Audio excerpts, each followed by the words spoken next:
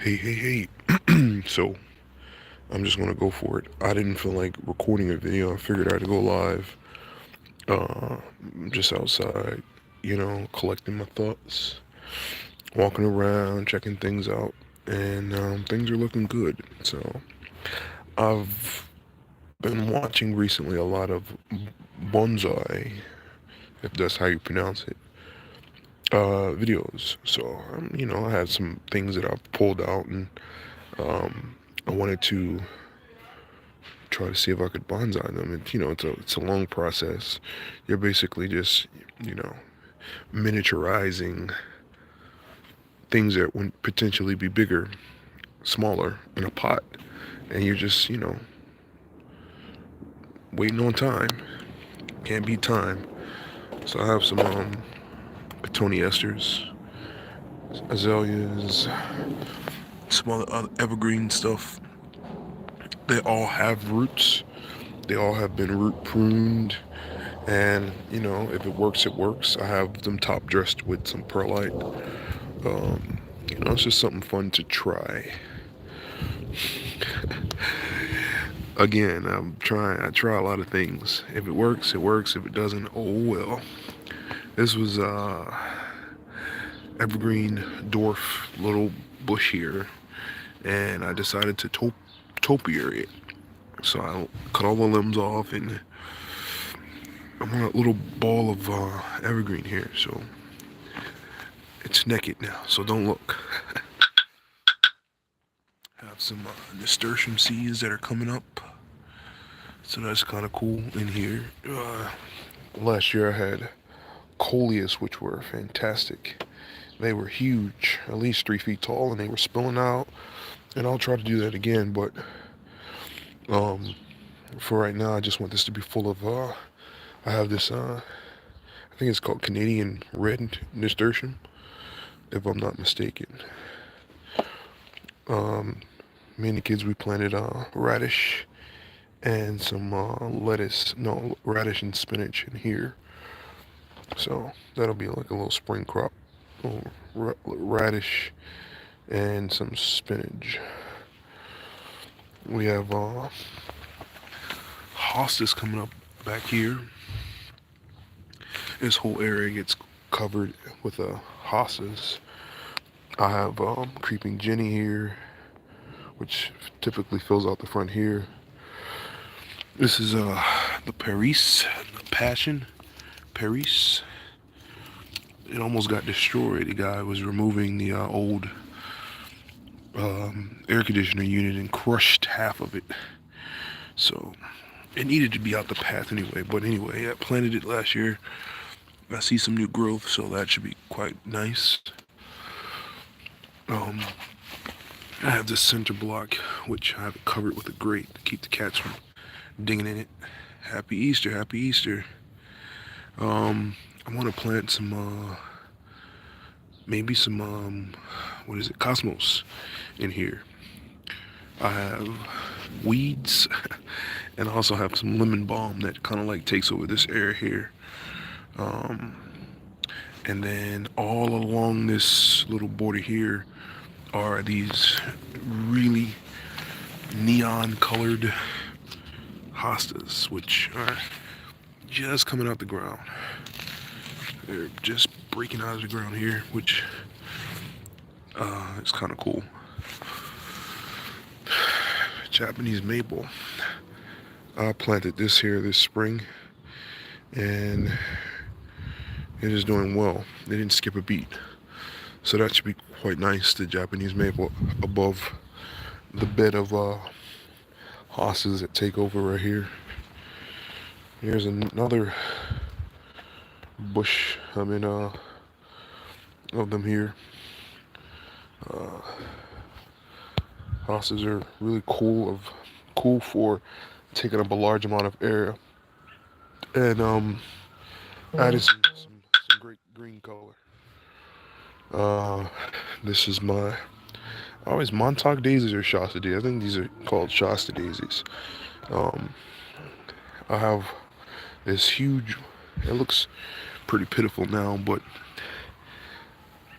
those are the last things to bloom at the end of the season. They have those perfect white flowers with the yellow centers. So I have a bush here and one over here. Lemon cypress, some more hostas, uh, Urabn, and a ton of weeds. And I don't really do much weeding. You know, I'll let what I want to grow come in. I'll pick out the weeds, and then I'll probably put a little bit of bark mulch down. Other than that, I kind of let the weeds go. They don't get too high. The ones that get too high, I'll pull them out. But I don't uh, have a rhododendron here, which is it looks as best as it looks as good as it's ever looked um, since it's been planted. So I'm happy about that. I have these plantation lilies. I think that's what they're called. They're a type of hosta. I planted those last year, and there are 3 clumps of those. There's Coleus here, which has doubled in size from what I planted last year, which is great. I might actually get to move this stone and have that joined together. That would be nice, and that'll potentially block out some of the weeds. There were crocuses growing under here, which was really nice. I'm gonna just keep planting what I want, and it'll eventually choke out what I don't want. There was some creeping phlox here, but that didn't survive this edge here. Again, I don't like all of this is pretty much weeds mixed with yeah, it's all weeds. So I'll get in there and I'll just rip all that out one day, and then maybe throw some creeping thyme seeds down there. And you kind of have to like switch out what you don't want and grow over top of it what you do want, and it'll eventually choke out the weeds. It's a slow process, but it is possible. I have some sedum here that I threw in here at the end of last year, so that should be quite nice. Some more hostas coming up. Another heuchera. There's a burning bush here. Most of this is weeds. Weeds meaning things that I don't want, things that I didn't plant. I mean, you know, people are like, well, you know, that's so and so, and you can make tea out of it. Yeah, I don't want to make tea. I just want it out of my space. But you know, it's a process. There's some mondo grass in here, which I wanted to kind of like take up, but again, it's a process to put things in here that you want. There's some hostas, as you can see. There's another big burning bush, which if this whole area was burning bush, I wouldn't be mad at that either. There's a hosta, and this is where the Japanese maple was, and I moved it up there, which I think is gonna really appreciate being up there. I stuck 2 things in here. I stuck this apple branch that I cut off, and it seems to still be alive.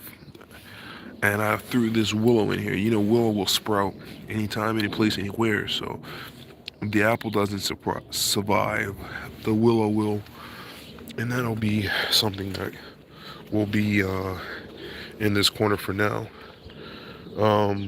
So yeah, and the willow, I think I'll cut that down each year because I prefer the new growth of the willow, which has like a really red stem. I don't want anything massive here. I'll probably take it down every year so that I get that new growth infill in this corner. I have this rose bush here, which there's a story behind the rose bush, which is probably too long to tell now. It's a creeping variety, but okay, bad connection. So anyway, I found an old rose tag, and it said sterling silver rose. I had never heard of a sterling silver rose, and I looked it up, and apparently a sterling silver rose is like almost like a lackey type color rose, so much so that it looks gray. And then I remembered that I had ripped a rose bush out when I got the house. I threw the rose bush in the alley. It eventually took root. And I was like, well, wait a minute. Maybe that was the rose bush that was for the tag. If poetically I could bring it back to where it was originally was, I felt like I would be doing I would be doing something good. So anyway, I put it in here 3 years ago. Apparently there's a thing with roses. The first year it takes root. The second year it kind of like trails. And then the third year you get some blossoms. So this is the third year and it is doing well. So if one of these roses come out and it's lilac-y color, it'll be a little bit poetic and it will be nice. So I'll keep you posted on that. This area here is nothing land. I think I'm going to just put some wildflowers and some cosmos and other pollinator type seeds and just let it be wild. I have a Wigelia here and this quince, which did quite nice, but it's only the first season, so it'll take a couple of seasons before it is fully covered in blooms. This area here, again, favorite of the families. We come out here, we have fires and sit and kumbaya. But it was looking quite nice. Some tulip bulbs that are coming up. Some azaleas. This is my discount rack area where I buy plants off the discount rack and I kind of like stick them into the ground. And they've been doing quite nice. So I have some cotoneasters, which has a really nice red berry in the fall time, and then I have some azaleas. So that's doing pretty good. And then the garden area. This is the vegetable garden 2022, which is scaled down and much more accessible for me. So I have these euonymus bushes here, which purchase off the discount rack, and I love that the new growth is like that white chartreuse color, which is quite nice. I have the bark nuggets, which under it I have cardboard, so this area should stay kind of maintenance free for the season. I have some alliums planted in between the euonymus, which should be quite nice, and on the other side of that I have nasturtium planted in the center block. So if it all happens at the same time, you'll have the alliums and the nasturtium, and it'll be nice. But if it doesn't, oh well. I see some nasturtiums coming up, and this is what they look like from Baker's Creek. So here's the vegetable garden. There's gonna be these micro tomatoes and peppers and some other things, really scaled down, things that we actually eat. I'm not gonna grow things that we don't eat because it is a waste. This is my bed of potatoes, which once they come up, I will put more soil in and keep doing that and hill them up and have some potatoes. I have a huge area right here that have mammoth dill planted. Why? Because I like dill, and it also will attract some pollinators. We're going to also plant basil and some other herbs right in the front here. The kids love sunflowers, so we have an area which is going to be mammoth sunflowers, which is kind of be quite awesome when you look out the kitchen window and have the sunflowers coming up. So yeah, it's a small space, but you know, we make it work for us. In this corner here, there's an allium already coming up. That's kind of cool. I planted some allium bulbs. I have this azalea, which I planted at the end of the season. There's a black-eyed Susan, which is coming up. And this area, I have done several different things there, but I think I really like this variation. this rose bush, which it is a really fragrant rose, struggled. And I said I'm gonna give it one last shot, and if it doesn't, then I'll pull it out. But right now, it's too hard to tell. You kind of have to be patient. I have a hard time being patient. It is only the end of April. Happy Easter, everybody. But so more tulips. This is a little microclimate back here, so these are a little bit further behind than the ones in the front of the house. So I get to enjoy them again, which is quite nice. There's several of them here. Some iams along the fence. There were some crocus here, which were nice. And then the creeping thyme, which I thought I lost it, but it looks to be coming back, which is quite nice. And if I do lose some of this, I'll just replant it because I do like having the creeping thyme here. I have some here in the corner, which always comes back, and I just love the smell. But anyway, it is Easter. It ain't about the bunny. It really ain't about the bunny.